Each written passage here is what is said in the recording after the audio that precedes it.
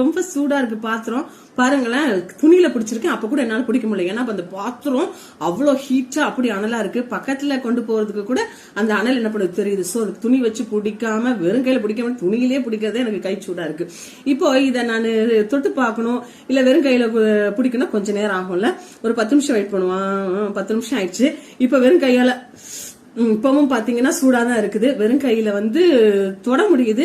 மற்றபடி அதை பிடிச்சிட்டுலாம் ஒரு கொஞ்சம் நிமிஷம் இருக்க முடியுதுன்னா என் கை நிச்சயமாக என்ன ஆயிரும், கொஞ்சம் பழுதுதான் ஆயிரும். பாத்துக்கிடுங்க. இன்னும் ஒரு 10 நிமிஷம் இருப்போம். இப்ப ஒரு 10 நிமிஷம் ஆயிடுச்சு. இப்ப பாத்தீங்க அப்படின்னா இப்ப நல்லா ஆறிடுச்சு. அழகா இந்த பாத்திரத்துல தூக்க முடியுது, அழகா இதை திறக்க முடியுது, உள்ள இருக்கதை பார்க்க முடியுது, எல்லாமே என்ன பண்ண முடியுது. இப்ப இது என் தான். இந்த பாத்திரத்தை நான் என்ன வேணா செய்யலாம். ஆனா இதுவே ஒரு 20 நிமிஷத்துக்கு முன்னாடி இது பக்கத்துல கொண்டு போக முடியல, வெறும் கையால தொட முடியல. சோ இப்படிதான் இன்னைக்கு நம்மளுடைய ஜப வாழ்க்கை இருக்குது. என்ன ஜப வாழ்க்கை அப்படின்னு சொல்லி கேக்குறீங்களா?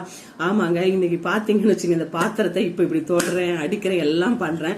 இதே கொஞ்ச நேரத்துக்கு முன்னாடி பாத்தீங்கன்னா என்னால இந்த பாத்திரத்தை வெறும் கையால இப்படி தூக்க முடிஞ்சுதா? முடியவே இல்லை.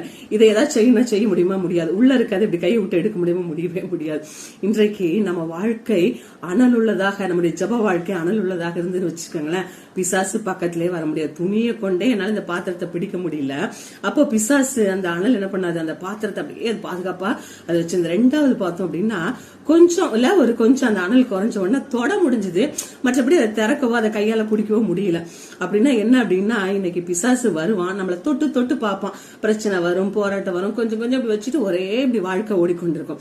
3வது பார்த்தோம் அப்படின்னா சுத்தமா ஆறி அனலும் இல்ல, ஒன்னும் இல்ல, அது பாட்டு குளிர்ந்து போயிடுச்சு. பாத்திரத்தை தொட முடிஞ்சது, தட்ட முடிஞ்சது, திறக்க முடிஞ்சது, உள்ள இருக்கிறது எல்லாமே செய்ய முடிஞ்சது. அப்ப இன்றைக்கு நீங்க அனல் உள்ளவர்களாய் ஜபத்துல அப்படி தரித்திருந்தீங்க அப்படின்னா நிச்சயமா பிசாசு உங்க பக்கத்திலேயே வர முடியாது.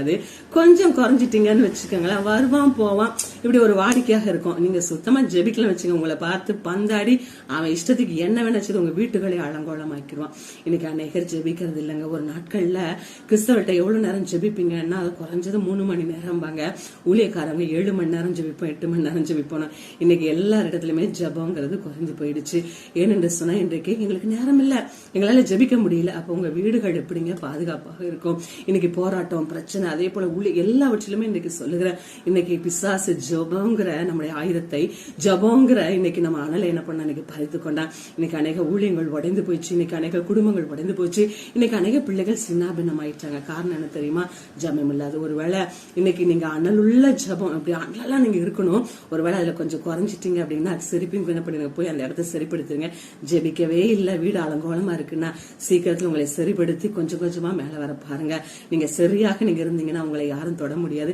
பிசாசு உங்க வழியில